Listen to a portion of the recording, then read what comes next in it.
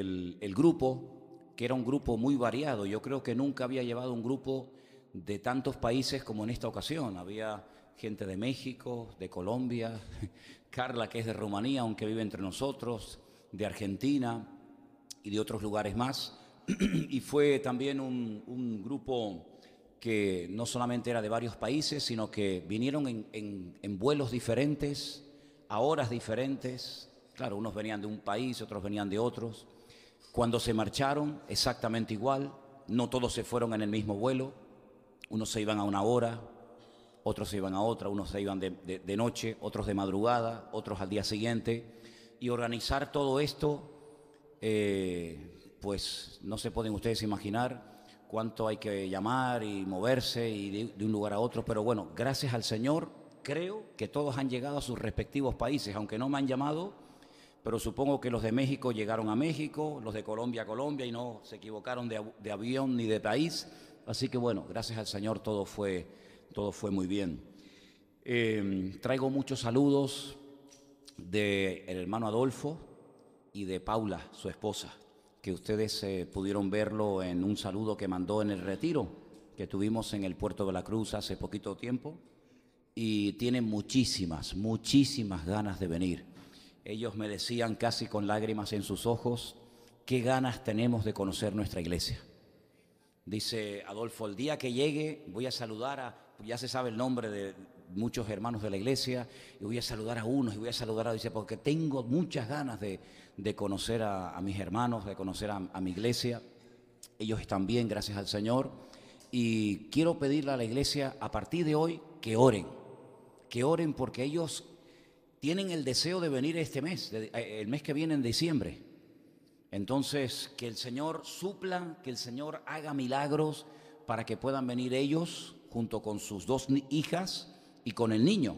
Tienen dos hijas, Mafe y Sara, y el niño pequeñito de 7, 8 años creo que tiene, se llama Johanan, que es un encanto de niño. Entonces, por favor, hermanos, oren para que el Señor les provea y el Señor les ayude a venir este mes de diciembre y pasar el fin de año aquí con nosotros en la iglesia. Así es que el Señor lo puede hacer. ¿Cuántos dicen amén? Gloria a Dios. Así que muchos saludos de ellos. Saludos también de Guido. Todos ustedes, o la mayoría de ustedes conocieron a Guido. Estuve con él cuando el grupo se fue el día jueves. Yo siempre me quedo en un hotel tiano, donde el hermano Adolfo y Paula me tienen allí reservada una habitación. Tuve la bendición de poder asistir a un culto en ese hotel, porque el director del hotel es el pastor de la iglesia y el pastor es el director. Entonces, el viernes por la noche tuvimos la oportunidad de participar en un culto allí en el hotel. La Casa de Emanuel se llama el hotel, Casa de Emanuel, Beit Emanuel. Y estuvimos allí el viernes y después el sábado a la mañana se reúne otra congregación. Y Guido subió de Beersheba y se quedó conmigo una noche a dormir. Cada uno en su cama, lógicamente, ¿verdad? Y manda muchos saludos, para todos ustedes, especialmente para los jóvenes, que fue con los que más tiempo pasó, y tiene muchas ganas de volver y dice que hará todo lo posible por poder asistir al próximo año al campamento de jóvenes. Por lo menos es lo que me dijo. Se fue con un buen recuerdo de todos ustedes. Y bueno, hermanos, desde el primer día que llegamos, gracias al Señor, todo fue bien. El Señor nos ayudó en todos los detalles, que son muchísimos. Ya les digo que unos llegaban a las 2 de la mañana, otros a las 4 de la tarde. Y bueno, el Señor nos ha dado la oportunidad otra vez de ir a ese país. Todavía hay paz, todavía se puede caminar tranquilo por las calles, todavía se puede visitar ese país. Hay una especie de calma tensa. Ya hace unos cuantos años que no hay una guerra. Ustedes dirán, bueno, pero es que en Israel o se está en guerra o se están preparando para una guerra. Es así, ¿no? Entonces, hace años que no hay una guerra fuerte, aunque ahora hay un motivo muy grande de oración, porque la guerra en Siria, donde ha habido miles y miles y miles de muertos, y que ha durado muchos años, está ya prácticamente a punto, vamos a decir, de acabarse, aunque ahora el país está totalmente destruido, ciudades enteras destruidas, todos contra todos, no hay infraestructuras, es un auténtico desastre. Y entonces ahora viene, digamos, el reestructurar y ahora viene el rehacer todo lo que el hombre en estos últimos años ha estado rompiendo.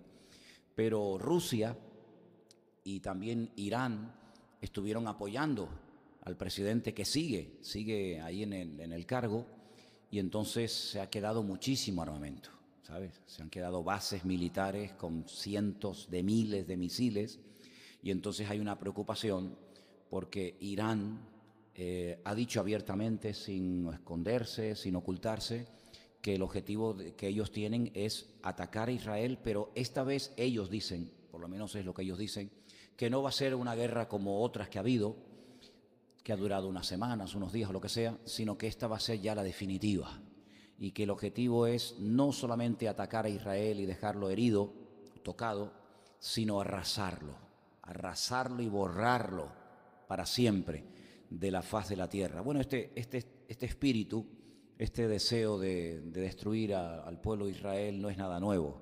Ya muchos lo han intentado a lo largo de la historia, y dicho sea de paso, todos los que han intentado destruir al pueblo de Israel, al final terminaron siendo destruidos ellos. Ya Nabucodonosor lo intentó, ¿y qué quedó de su imperio? Nada.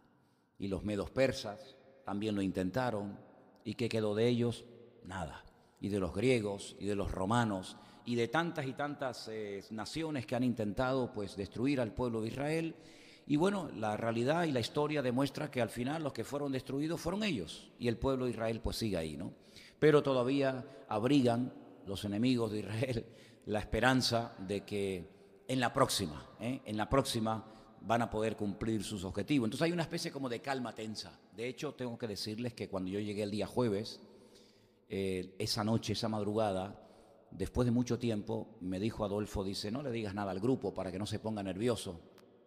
Aparte, la gente ni se enteró ni nada, sonaron las alarmas. En la ciudad de Tel Aviv sonaron las alarmas porque Israel atacó Siria, porque sabe que ahí hay un armamento tremendamente poderoso que le puede hacer mucho daño, y entonces atacaron Siria, y Siria mandó unos cuantos cohetes y tal, pero bueno, prácticamente la gente no se enteró, pero ellos a las 2:30, 3 de la madrugada, tuvieron que levantarse de la cama, salir corriendo y salir de la casa y refugiarse porque sonaron las alarmas en Tel Aviv. Es decir, que en ningún momento tenemos que caer en la trampa, en el error de pensar que bueno, de que ya todo se ha arreglado, de que ya no va a pasar nada, sino que el Señor Jesucristo en su palabra es muy claro, y nos dijo que en los últimos tiempos habría guerras y rumores de guerras y nación contra nación y reino contra reino.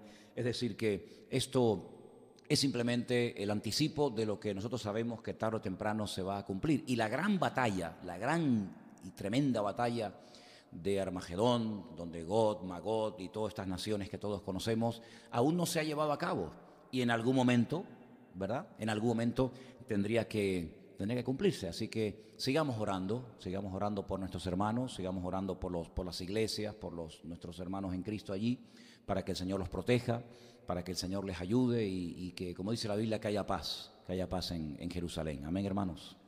Y una de las cosas que quisiera compartir con ustedes, Guido está en una escuela bíblica en la ciudad de Natania, y yo ya conocía de esta escuela bíblica.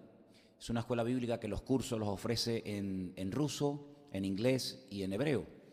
Y yo ya había oído algo de esto, pero me informé bien y traje el material, y quisiera en esta tarde llevarles a un salmo. Yo le pedí a Cordy que si ella tenía posibilidad de leernos este versículo en alemán. No sé si, Cordy, ¿dónde andas? Allá. ¿Tienes el Salmo 22, por favor? El Salmo 22, el versículo concretamente 16. Me gustaría saber qué dice la última parte del versículo. Tú léelo en alemán y dinos al final qué dice. A ver, es el Salmo 22, versículo 16.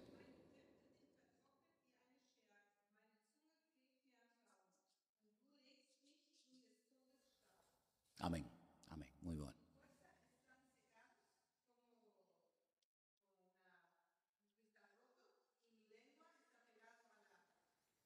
No, entonces, no, tú has leído el 15. Ok, sí, yo sé que en algunas Biblias no coinciden los versículos. Lee el siguiente. Sí, eso.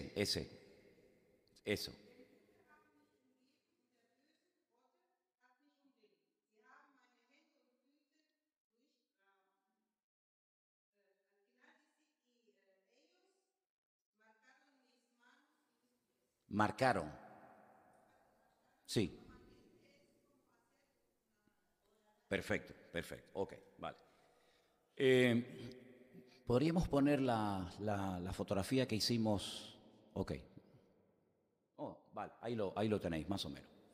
Hermanos, miren, en el pueblo cuando hablamos del pueblo de Israel, mucha gente no tiene claro de lo que estamos hablando. Algunos piensan que por ser israelita o judío ya automáticamente ya todos son convertidos y han nacido de nuevo, pero no es realmente así. Hay una casta, diría yo, ¿no?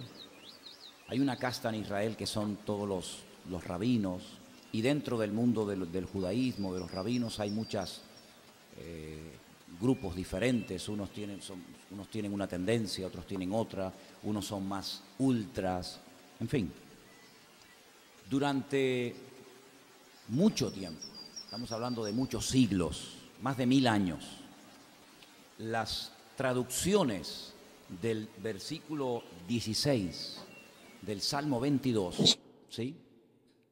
Cuando llegamos al texto donde dice en español, porque perros me han rodeado, me han cercado cuadrilla de malignos, y en la Biblia ustedes dice, horadaron mis pies, o mis manos y mis pies, ¿dice así en tu Biblia? Ok. Cuando tú llegas a los textos que durante siglos en el pueblo de Israel se han leído, curiosamente cuando llega a la palabra horadaron, porque el Salmo 22 es un salmo mesiánico. Ustedes quiero que lo lean después tranquilamente en casa y van a comprobar que es un salmo que hace muchísimas referencias al Señor Jesucristo, ¿vale? Hay muchos tipos de salmos. Salmos que eran para cantar, salmos que eran para recordar acontecimientos del pasado, en fin. Pero este es un salmo puramente mesiánico, como otros tantos. Y cuando llega a la parte horadaron mis manos y mis pies, durante muchísimos siglos, se leía como dice arriba, la palabra de arriba, la que está ahí arriba, ahí dice, bueno, los que han estado en las clases de hebreo, no sé si lo saben leer, Kaari, Kaari, arriba dice Kaari. Esa letra, la Kaf, es como una C al revés, es el cómo, ¿vale? Cómo tal cosa. Nosotros tenemos en español, en nuestras reglas ortográficas, decimos, es como tal, y ese como va aparte del sustantivo, del adjetivo, de lo que sea. En hebreo no, en hebreo se junta. Arriba dice Kaari, como león. Eso significa como león. Ari es león. Esa primera letra es como león. Entonces el versículo, fíjate lo que dice, y es lo que ellos han leído durante siglos. Perros me han rodeado, me han cercado cuadrilla de malignos, como león mis manos y mis pies. No pega, exactamente, ¿verdad? No pega. Sin embargo, fijaros en la palabra de abajo, dice Kaarú. Si os dais cuenta la diferencia entre la palabra de arriba y la palabra de abajo, está fundamentalmente en la última letra. En la última letra. Ustedes se dan cuenta que en la palabra de arriba hay como especie de una comilla, pero le falta el palo. El palito vertical le falta. Como que lo borraron y se quedó esa parte arriba, y entonces abajo dice Kaarú. Déjenme que les lea otro versículo para que ustedes vean lo que significa Kaarú. Ese está en el Éxodo 21:33. Libro de Éxodo, capítulo 21, versículo 33, dice, si alguno abriere un pozo o cavare cisterna y no la cubriere y cayere allí buey o asno. Lo que quiero destacar es que habla de abrir, de cavar un pozo, una cisterna, es decir, hacer un agujero. Eso es carú. Como decía Cordy, ¿no? Decías la palabra... Ok. Como es un salmo mesiánico y al único que a lo largo de la historia que tenía relación con el pueblo de Israel, que le horadaron, que le perforaron, que le taladraron, le traspasaron las manos y los pies, ¿a quién fue? Al Mesías, al Señor Jesucristo. Los masoretas, que son los que le pusieron esos puntitos y esas rayitas que son las vocales, lo que hicieron fue borraron ese palito y le dejaron esa comilla arriba, y entonces ya cambió totalmente el significado de la palabra. Ahora dice como león, no tiene nada que ver, pero realmente el texto dice carú. Ay, amigo, horadaron, perforaron mis manos y mis pies. ¿Cuándo se descubrió esto? Porque claro, durante muchísimo tiempo los judíos en sus Biblias, en su libro de Salmos, tenían la palabra de arriba, como león. Resulta que en el año 1947, esto es algo tremendo, se descubrieron los famosos manuscritos o rollos del Mar Muerto en un lugar del desierto de Judea, que hemos estado recientemente, que se llama Qumran, donde había una comunidad de personas que, viendo la corrupción moral y espiritual que había en Jerusalén, huyen al desierto y allí se refugian en aquellas cientos de cuevas que hay en esa parte del desierto, y allí ellos quieren vivir una vida santa, una vida piadosa, una vida más cerca del Señor, repito, huyendo de la descomposición moral y espiritual de todo el liderazgo religioso y político de Jerusalén. Ellos se van al desierto, ellos se dedican a orar, ellos se dedican a hacer copias y copias y copias y copias de los libros del Antiguo Testamento. Ellos viven una especie de vida, entre comillas, contemplativa. Algunos dicen que los famosos esenios, que ustedes pueden, si quieren, estudiar y conocer un poquito más de ellos en internet, era esa comunidad que vivían allí. Incluso más, algunos dicen que Juan el Bautista, el que bautizó al Señor Jesucristo, salió de esa comunidad de Qumran, y por eso él practicaba el sumergir a la gente en agua, porque en esa comunidad lo hacían todas las mañanas y todas las tardes. De hecho, se pueden ver. Cuando vas a las ruinas de Qumran, ves una escalerita, hay muchos, ¿no? Ves una escalerita que era para bajar y otra que era para subir. Entonces se sumergían en el mikvé, una especie de piscinita, para purificarse de sus inmundicias, de sus impurezas, de sus pecados, y entonces lo practicaban como algo normal en esa comunidad. Y si Juan el Bautista salió de esa comunidad de Qumran, pues cuando él predica la palabra, preparando el terreno para el Mesías, pues él lo que hace es ofrecerle a la gente lo mismo que ya hacían en la comunidad, bautizarlos, sumergirlos en agua como señal de arrepentimiento, ¿vale? Como señal de que estaban realmente queriendo volver al Señor en un genuino arrepentimiento y en un deseo de dejar todo el pecado y la vida pecaminosa y agradar a Dios. ¿Se dan cuenta? Entonces, en esa comunidad, esta gente vivió y se dedicaron durante siglos a hacer copias y copias de la Escritura. Ay, amigo, resulta que yo tengo las fotografías originales, esto simplemente yo lo he hecho a mano para que ustedes lo puedan ver, pero un libro que se descubrió, que se encontró entero, en un estado de conservación extraordinario, fue, por ejemplo, el libro de Isaías y otros muchos libros, prácticamente todo el Antiguo Testamento, aparte de otras cosas. Bueno, pues una de las cosas que se descubrió en esos manuscritos, que podríamos decir con toda seguridad que fue el descubrimiento del siglo, porque todas las copias que se hacían de la Biblia se hacían de manuscritos más modernos, pero estos manuscritos que se descubrieron en Qumran son del año 150 años antes de Cristo. Son los manuscritos más antiguos, y claro, en aquellos tiempos no había el problema que después, con el paso del tiempo, algunos rabinos tuvieron a la hora de aceptar el hecho de que Jesús era el verdadero Mesías y no era un impostor.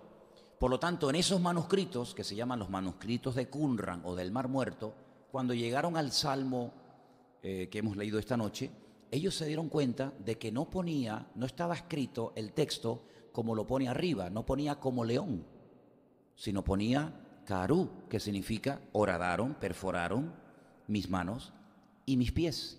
Y todo esto ha creado una polémica, porque en esta escuela bíblica, donde está nuestro hermano Guido asistiendo y preparándose para servir al Señor y para poder evangelizar a la gente de allí, de Israel, con la Biblia y con las Sagradas Escrituras, los deja realmente con la boca abierta, porque se dan cuenta de que hubo una especie de manipulación, una especie de tratar de ocultar una realidad para que la gente no aceptara a Cristo como el verdadero Mesías. Entonces ellos han hecho y están haciendo cada día vídeos con todos estos descubrimientos y otros más, y se van por las calles de Israel, sobre todo por la ciudad de Jerusalén, y con estas escrituras evangelizan a la gente. Y también una de las cosas que están haciendo con muchos resultados es permitirle a la gente que lea el capítulo prohibido en Israel. Y el capítulo prohibido en Israel es el capítulo 53 del libro de Isaías. Que si hubieran podido borrarlo y quitarlo, lo hubieran hecho.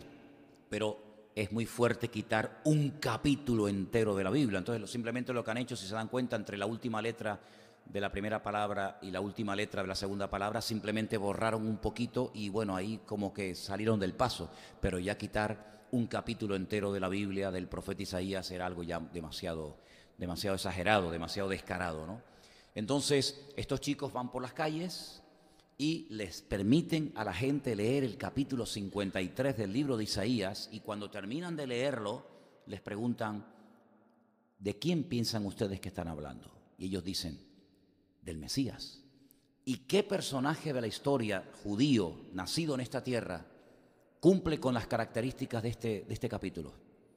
Y se quedan sorprendidos porque se dan cuenta de que los rabinos con toda intención han intentado de impedirle a la gente que acceda a ciertas y determinadas partes de la Escritura.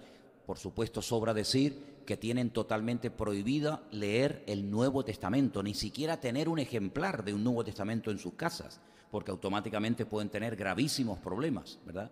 Entonces, esto está causando realmente todo un revuelo en muchas personas. Y hoy, cuando hablaba con nuestro hermano Adolfo desde Israel, estaba muy contento porque me decía que la mejor amiga de su hija mayor, una chica 100% judía, no es latina, no es de padres latinos, no habla español como sus hijas, sino que es una chica 100% nativa de allí, le dijo a su hija: tengo mucha curiosidad y muchas preguntas acerca del cristianismo. Y entonces ayer estuvo en la casa con Adolfo y con su esposa y con su hija, y entonces con la ayuda de su hija, que habla perfectamente hebreo, estuvieron 3 horas y media, hermanos. 3 horas y media, preguntas y preguntas y preguntas. Pero claro, cuando le evangelizas a la gente allí, no es tan fácil, porque primeramente tienen que tenerlo claro a través de las Escrituras. Y lo que más le chocaba, me decía, era que no le entraba en la cabeza que Dios tuviera un hijo, porque desde la cuna les han enseñado que Dios es uno. Y eso es algo por lo cual están dispuestos a morir. De hecho, a lo largo de la historia, muchos judíos han muerto defendiendo hasta la muerte la idea de que Dios es uno. Y de hecho, las últimas palabras de muchos judíos cuando morían en las hogueras o quemados o de cualquier otra forma era: escucha, Israel, el Señor nuestro Dios, uno es. Y ahora de repente se encuentran con la idea de que Dios tiene un hijo, y no es nada fácil.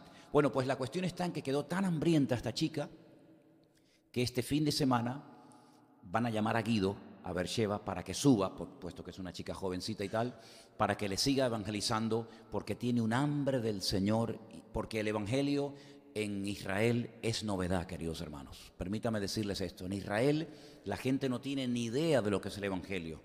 De hecho, ni siquiera el verdadero nombre del Señor Jesucristo lo mencionan, sino que mencionan otro nombre cuyas siglas significan pues casi como que su nombre sea maldito y que pase a y que no se recuerde más el nombre del Señor. Así que, hermanos, los rabinos han hecho y siguen haciendo, no digo todos, pero muchos desprecian a Cristo, no quieren que la gente tenga ningún conocimiento del Señor. Y fíjense hasta qué punto llegan, que les voy a contar un testimonio de algo que me ocurrió a mí personalmente. Uno de los días que estábamos allí, llevé al grupo al Shuk, que sería como la Recoba, la Recoba de aquí, allí se llama el Shuk, pero aquello es inmenso, aquello es un mundo enorme y merece la pena verlo y cómo la gente vive y compran y gritan y todo. Y aparte hay una tienda donde hay una chica que tiene una tienda de especies y yo siempre voy allí a comprar algunas especies para traer para casa y la chica además habla muy bien español y allí siempre voy. Estando en la tienda comprando unas especies, algunos lo saben porque lo conté ayer como testimonio en el Puerto de la Cruz, se me acerca un chico joven, pero era una masa, era así enorme, fuerte, parecía un oso. Y entonces coge de allí, que está todo ahí a la vista, coge unos dátiles, y porque eso se puede hacer allí, la gente va por la calle y entra a una tienda y coge golosinas y coge tal, y si no le gusta después lo deja en el mismo sitio. No, es así, créanme.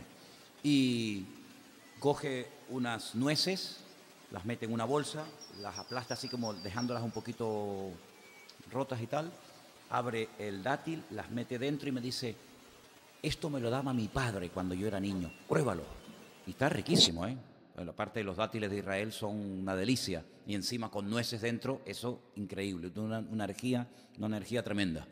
Entonces, bueno, yo me iba a un sitio y él venía detrás mío y me voy a otro sitio y él no se me iba. Yo digo, a ver si este va a ser, ¿no? Pues también tuve experiencia de eso también en Tel Aviv.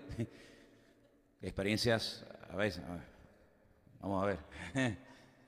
Y hay un momento cuando ya estoy pagando y ya me voy a ir, que me dice, ¿tú tienes algo de parte de Dios que decirme a mí? Y le dije, ¿cómo? Dice, es que yo hace 4 años. Yo le dije, ¿cuánto? Pensé que había dicho 4, no, es 4 años. Yo hace 4 años tuve un sueño contigo. Digo, ¿conmigo? ¿Y qué viste? Dice, te vi exactamente igual como estás ahora, así vestido, y oí una voz que me dijo, tiene algo que decirte de parte mía. Digo, bueno, esto son ya palabras mayores, esto ya pasa de dátiles y de nueces. Vamos a sentarnos, vamos a hablar, nos sentamos en una mesa que había allá afuera, y comienza este muchacho a decirme, no me acuerdo de su nombre porque tiene un nombre rarísimo, me lo repitió varias veces y no, la verdad es que sinceramente no me acuerdo. Pero tengo su cara grabada aquí y la conversación también. Y me dijo, mi íntimo amigo, que se llama Pedro, tú sabes qué significa piedra, me dice. Digo, sí, es así, es cristiano.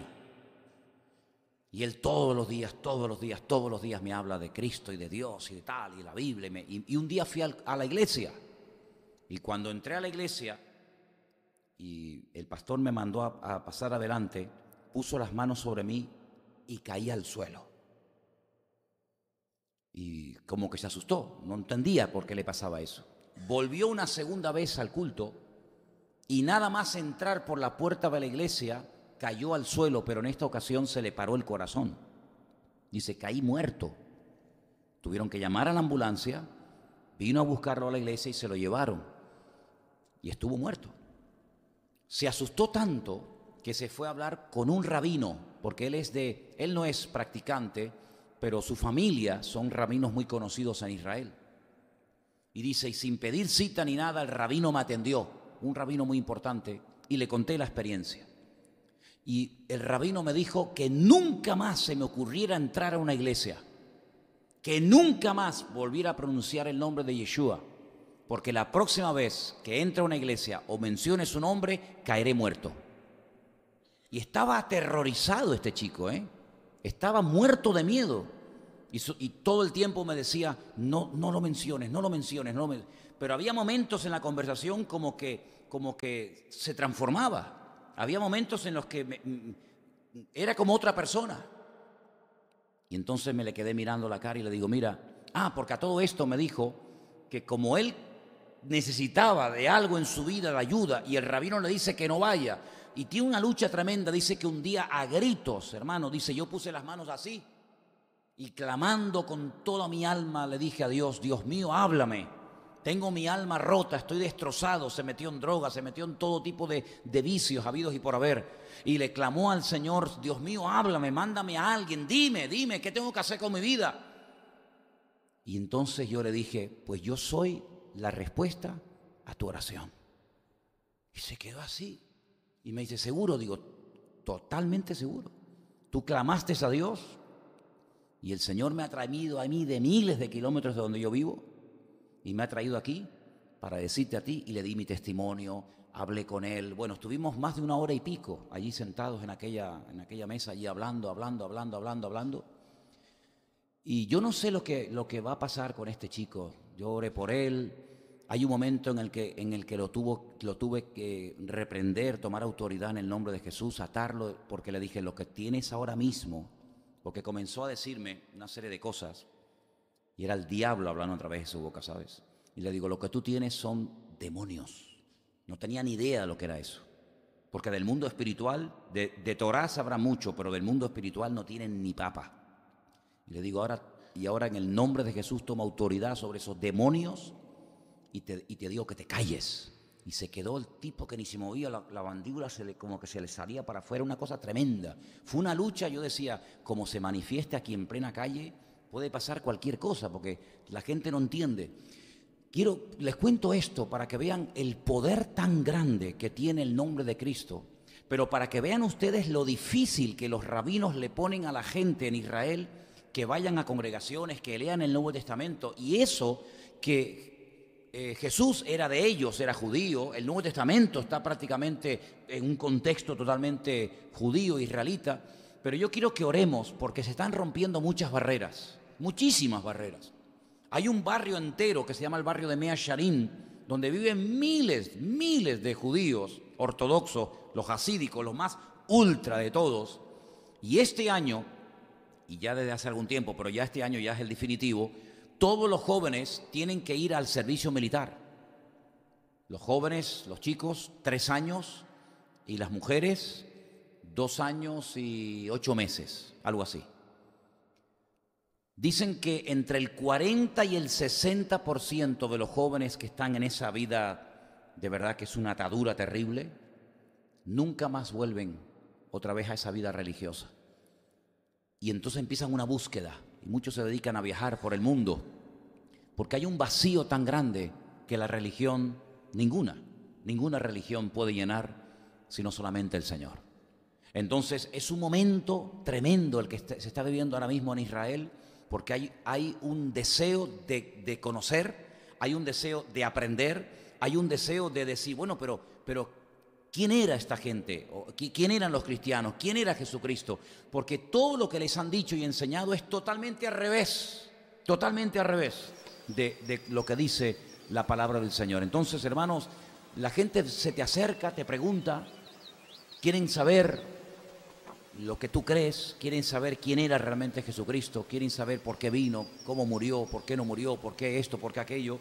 Entonces yo quiero que ustedes tengan siempre en sus oraciones presentes a los hermanos que están allí trabajando y sirviendo al Señor.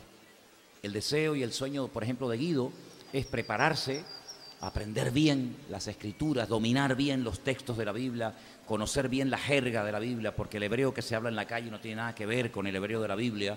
Y entonces dice, yo, hombre, me defiendo en el hebreo, pero el hebreo de la Biblia es otro mundo, y ese es el que él quiere aprender y prepararse para poder salir y evangelizar a ese lugar que, aunque uno diga, bueno, es Israel, está por evangelizar. Hay mucha ignorancia, hay mucho desconocimiento, pero hay un factor muy bueno, y es la curiosidad.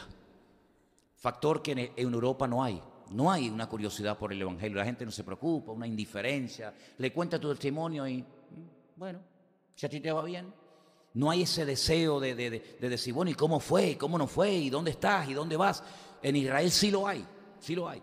Entonces, que el Señor ponga su mano y le dé sabiduría a todos los que viven allí y que cada vez que el Señor nos dé la oportunidad de poder viajar, que el Señor nos ponga, porque yo cuando salgo por las calles le digo, Señor, úsame, Señor, que se me acerque la gente, que me pregunte, y te puedo asegurar que no ha habido ni un solo viaje donde la gente no se me acerca a preguntarme cosas del Señor. Se han abierto puertas. Te lo digo sinceramente, para mí me resulta hoy por hoy más fácil evangelizar allí que muchas veces aquí, donde ni te escuchan, ni tienen interés, e encima hasta una indiferencia total y absoluta. En Israel no hay indiferencia, hay ignorancia, que es diferente, pero hay una curiosidad sana por conocer cosas del Señor, y que el Señor levante y mande personas realmente preparadas y con carga, porque evangelizar allí tienes que conocer bien las Escrituras. Y lamentablemente una de las cosas que yo hablaba con nuestro hermano Adolfo, y decíamos lo siguiente: mira, la mayoría de los creyentes hoy por hoy no han leído nunca la Biblia completa, me refiero. Y esa es la pura realidad. Yo no sé, pregúntate a ti mismo si tú este año te leíste la Biblia. Algunos dirán, sí, yo me la leí. Bueno, yo me alegro, gloria a Dios. Pero la inmensa mayoría, yo he conocido muy pocos cristianos, créame, hermano, y sé lo que digo. Yo he conocido muy pocos cristianos que después de años se han leído la Biblia completa. No salen siempre de, bueno, los salmos, el Evangelio de Juan, el de Mateo, las cartas un poquito por aquí y por allá, pero leerse la Biblia, muchos cristianos nunca se la han leído. ¿No? Tú imagínate ir a Israel, donde no puedes prácticamente utilizar el Nuevo Testamento, sino que con el mismo Antiguo Testamento le puedes demostrar a los que están buscando la verdad que Cristo era el verdadero Mesías. Si no conoces la Escritura, ¿de qué le vas a hablar? Entonces, se respetan las Escrituras, ¿sabes? Eso es una gran ventaja. El saber que una persona que está delante tuyo, que te hace preguntas, si tú se lo demuestras con la Biblia, no tiene ningún problema en decir, amén, lo creo y lo acepto. ¿Por qué? Porque lo dicen las Sagradas Escrituras. Y entonces vemos en la palabra de Dios la importancia de los creyentes en los últimos tiempos de conocer la palabra. ¿Qué le decía el Señor Jesucristo, por ejemplo, a los que iban de religiosos? Erráis las Escrituras y el poder de Dios. Porque le daban más importancia a la tradición. Y fíjate, hermano, escuchen esto. Si hace 2000 años,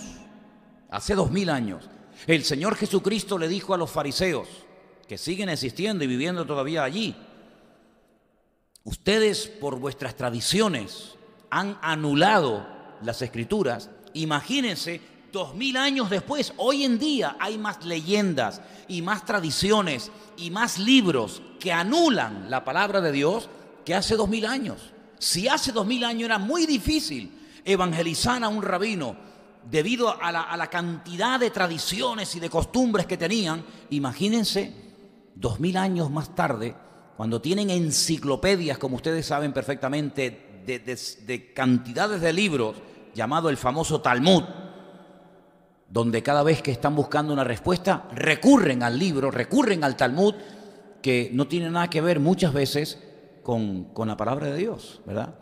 Otra de las cosas que muchas veces repiten como loros, es que el nuevo pacto, el pacto que hizo el Señor Jesucristo, fue una cosa como muy oculta, no fue una cosa abierta, porque ellos dicen, fíjense, claro, a base de repetir y repetir un concepto y de repetir una idea, como que se hace callo en la gente. Ellos dicen que cuando el Señor entregó la Torá, cuando el Señor entregó la ley, había millones de personas que estaban allí como testigos, y lo es rotundamente falso. Yo quiero que ustedes solamente recuerden esto, hermanos, como argumento, por si algún día te encuentras con una persona que dice esto. El día que Moisés recibió la ley en el monte Sinaí, estaba solo. No estaban miles y millones de personas con él allí. De hecho, el pueblo, mientras él estaba en la comunión con el Señor, se estaba desmadrando con el famoso becerro de oro a las faldas del monte Sinaí. Y allí estaba Aarón. Y dice que construyeron un becerro de oro. Y decían, bueno, este Moisés no sabemos lo que ha pasado con él. ¿Se acuerdan? No sabemos dónde se ha metido este hombre. Llevamos ya más de un mes y pico esperándolo y por aquí no aparece.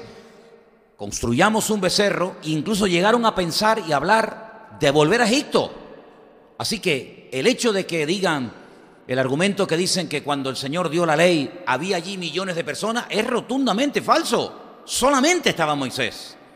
Y él fue el que recibió las tablas de los 10 mandamientos. Y si él no hubiera bajado del monte, el pueblo de Israel nunca se hubiera enterado de que Dios dio la ley en el monte Sinaí. Nunca. Porque de hecho tampoco mostraron mucho interés por recibirla, porque de hecho estaban danzando y comportándose como auténticos salvajes, danzando y cometiendo todo tipo de barbaridades alrededor de aquel becerro. Y cuando el Señor le habló a Noé, un mensaje universal que iba a afectar a todas las naciones de la tierra, donde iban a morir seguramente millones de personas, ¿cuánta gente oyó el mensaje que Dios le dio a Noé? Nadie. Y cuando el Señor le dijo a Abraham, sal de tu tierra y de tu parentela a la tierra que yo te mostraré, ¿cuántos millones de testigos estaban allí que oyeron aquel mensaje? Nadie, solamente lo oyó él. Por lo tanto, no es el número de testigos lo que le da credibilidad al hecho en sí, porque muchas veces encontramos en la palabra de Dios que, por ejemplo, el Señor le hablaba a una persona durante la noche donde nadie lo escuchaba, donde nadie podía constatar que eso fue así, y le daba palabras proféticas alucinantes, tremendas. Y si no, recordemos la noche cuando el Señor se le presenta a un niño llamado Samuel, y le da una palabra para el sacerdote de Israel, que en aquel momento estaba corrupto y que en aquel momento estaba totalmente alejado de los caminos del Señor. ¿Cuántos testigos había allí? Ninguno. Sin embargo, el Señor le habló a Samuel. Y cuando le habló a José estaba solo. Y cuando le habló no solamente a Moisés, sino a muchos personajes del Antiguo Testamento, estaban solos. Pero ellos dicen que, claro, el nuevo pacto, Jesús lo hizo dentro de una casa donde no había muchos testigos. Pues ¿saben qué? Había más testigos en la Santa Cena o en la Última Cena, cuando Cristo partió el pan y el vino e instituyó el nuevo pacto. Había allí más testigos que los que hubieron en el monte Sinaí cuando Moisés recibió las tablas de la ley, que solamente las recibió él. Y repito, si no hubiera él bajado de la montaña, nadie se hubiera enterado de lo que allá arriba estaba pasando. Por lo tanto, todos estos argumentos y todas estas cosas uno tiene que saberlas para poder abrirle los ojos y para que se den cuenta de que muchas cosas que han creído y han aceptado son simplemente tradiciones y leyendas, y se han pasado de generación en generación, de padres a hijos, una generación y otra generación, pero realmente carecen de una vida, de una relación con el Señor tremenda. Y yo creo que hay dos cosas fundamentales para todos nosotros en esta noche y para todo creyente. Primera es el conocimiento de las Escrituras y una relación genuina y diaria con el Señor. Una persona comenzó a hacerle en un momento determinado preguntas a nuestro hermano Adolfo, y cuando yo después hablaba con él me decía, ¿sabes? Él me llama Manuel. Manuel, ¿sabes? Yo creo que si muchos creyentes hoy en día leyeran más la Biblia, conocieran más al Señor a través de su palabra y tuvieran más relación y comunión con Él, muchos problemas y dudas y follones que se montan no los tendrían. Y es que, queridos hermanos, cuando vamos a la palabra de Dios, nos encontramos que Dios nos ha dado un regalo maravilloso. Y es todo lo que Dios habló, todo lo que Dios dijo. ¿Cuántas veces yo he dicho desde este mismo púlpito? Les recuerdo, si nosotros hubiéramos vivido hace 2000 años, haz este esfuerzo, por favor. Dígame una ciudad de las que menciona la Biblia, del Nuevo Testamento. Una de las que menciona la Biblia, por favor. Venga, la primera que se te venga a la cabeza. Pero bueno, a lo mejor hice mal la pregunta. De las ciudades que Pablo o Pedro o tal les escribe una carta, venga. Éfeso, vale, ya tenemos una. Imagínate que tú, en vez de ser miembro de la Iglesia Vida Nueva de Santa Cruz de Tenerife, fueras miembro de la Iglesia Vida Nueva de la ciudad de Éfeso. ¿Estamos de acuerdo? No había, pero bueno, vamos a poner un ejemplo, ¿no? Bien. Y de repente recibes una carta. La iglesia recibe una carta. Ahora, cuando yo te mando un mensaje de WhatsApp o lo que sea, ¿tú lees una parte o lees todo lo que tú recibes? Todo. Esa costumbre no la tenemos nosotros con la Biblia. Es decir, tú le mandas un WhatsApp a un hermano, a un amigo, a quien sea, y tú lees todo. Todo, hola, ¿qué tal? ¿Cómo estás? No sé qué, y no sé qué, y lo lees todo. ¿Por qué la Biblia no la leemos toda? Imagínate. Reciben una carta, hermanos, hemos recibido una carta del pastor de la iglesia, que ahora mismo no está con nosotros, pero hemos recibido una carta. La carta de los Efesios. Ustedes la han leído, tiene solamente 6 capítulos, es muy bonita, pero tiene solamente 6 capítulos. Si tú fueras miembro de la iglesia de Éfeso, solamente tendríamos en el archivador o en un cajón, donde sea, en la iglesia, la carta de Pablo a nosotros, a la iglesia de Éfeso. Claro, tendríamos todo el Antiguo Testamento, pero no así, sino tendríamos que ir a una sinagoga. Si vivieras en Corinto, ¿tendrías la carta de los Efesios en el archivador de la iglesia? No, tendrías Primera de Corintios y Segunda de Corintios. Y si fueras miembro de la iglesia de Tesalónica, ¿tendrías las cartas que Pablo te mandó a ti? Es decir, que hasta muchos siglos después, hasta que se terminó de escribir todo el Nuevo Testamento, miles, millones de hermanos nuestros no tuvieron nunca todo el Nuevo Testamento en la mano. Los efesios tuvieron su carta, los tesalonicenses tuvieron la suya, los colosenses tuvieron la suya, Filemón tenía la suya, Timoteo tenía la suya, Tito tenía la suya. Pero nosotros las tenemos todas. Entonces sabemos cuando surge un problema de la índole que sea, la respuesta no la tengo en Corintios. Pero mira, en Tesalonicenses hay un versículo buenísimo para solucionar este problema en la iglesia. Y allí vamos. Y cuando surge cualquier otra necesidad o pregunta o duda o lo que sea, ¿dónde podemos ir? Hoy hay un versículo en Romanos tremendo. Porque tenemos todo el consejo de Dios, no hay excusa. Tenemos absolutamente todo. Claro, cuando Pablo le escribía a la iglesia de Corinto, ¿qué es lo que intentaba Pablo con la carta? Solucionar los problemas de la iglesia local de Corinto. Y cuando Pablo le escribía a los hermanos de Colosas, ¿qué problema solucionaba? Pues los problemas que había en la iglesia local de Colosas. Pero los problemas de esta iglesia eran diferentes a los de aquella. Y las necesidades de esta congregación eran diferentes a las necesidades de la otra congregación. Pero es que 2000 años después, donde ya no recibimos cartas de nadie, pues lo que tenemos que hacer es tener todas en la mano, que las tenemos aquí, en este libro, en la Biblia, amén. Y cualquier circunstancia que surja, tenemos la respuesta. Porque alguien podría decir, pero bueno, los problemas que ocurrían en los tiempos de la Biblia, por ejemplo, en la iglesia de Corinto, después de 2000 años, ya hoy en día no se dan. O los problemas que surgían en la iglesia de los filipenses, ya hoy en día no ocurren esas cosas. No, señor. Porque cuando Pablo le decía, por ejemplo, a aquellas dos hermanas, ¿se acuerdan? Con aquellos nombres tan raros, tan feos, ruego a Evodia y a Síntique que sean de un mismo sentir. Hoy en día no tenemos en la iglesia hermanas que se llamen Evodia y Síntique, pero podemos tener a hermanas con otro nombre que en un momento determinado habrá que decirle, hermanas, únanse, perdónense, ámense, reconcílense, ¿sí o no? ¿Y no hay problemas de inmoralidad hoy en día en las iglesias? ¿Y no hay problemas de divisiones? ¿Y no hay problemas de celos? ¿Y no hay problemas de abusos de autoridad? ¿Y no hay problemas de falsos dones o de falsas profecías o falsos maestros? ¡Claro! Entonces, hermanos, gloria al Señor, tenemos un privilegio tremendo que durante muchas generaciones nuestros hermanos no tuvieron, y es tener todo el Nuevo Testamento completo, todo el Antiguo Testamento completo, y con 66 libros, que es lo que tiene la Biblia, unos más grandes, unos más cortos. Con 66 libros tienes todas las respuestas que tú necesitas para lo económico, para lo familiar, para cualquier área y dificultad de tu vida. Todo. No puedes decir, ay, me falta algo. No nos falta nada. Tenemos todo el consejo de Dios. Y además tenemos algo tremendamente poderoso, que todos los del Antiguo Testamento nunca tuvieron. Y a pesar de que no lo tuvieron, vivieron en victoria. ¿Cuánto más nosotros? Y es del poder del nombre, sobre todo nombre, de Cristo Jesús, el Señor Jesucristo nuestro Dios. ¿Cuántos dicen amén? Luego, esta generación, bueno, ya hace unas cuantas, hasta la nuestra, no tiene excusas. No tiene excusas.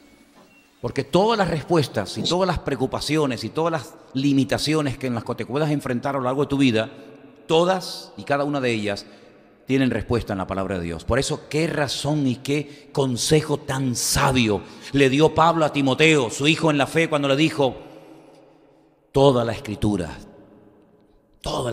es inspirada por Dios y es útil. Pero claro, cuando le dice Pablo eso a Timoteo, ¿a qué escritura se está refiriendo? ¿Al Evangelio según San Mateo? Es que no existía. ¿A Primera de Corintios? ¿A la libro de Apocalipsis? No. Si ya le está diciendo Pablo a Timoteo de pastor a pastor, Toda la Escritura es útil para corregir, para redarguir, para convencer, para instruir, a fin de que el hombre de Dios sea perfecto, enteramente preparado. Y le están haciendo referencia a lo que era el Antiguo Testamento, cuánto más a nosotros hoy en día, que tenemos mucho más información y mucho más revelación que simplemente lo que podríamos leer en el Antiguo Testamento, sino que tenemos la base y tenemos el edificio sobre el cual se ha construido todo el ministerio de nuestro Señor Jesucristo, toda la revelación de Dios.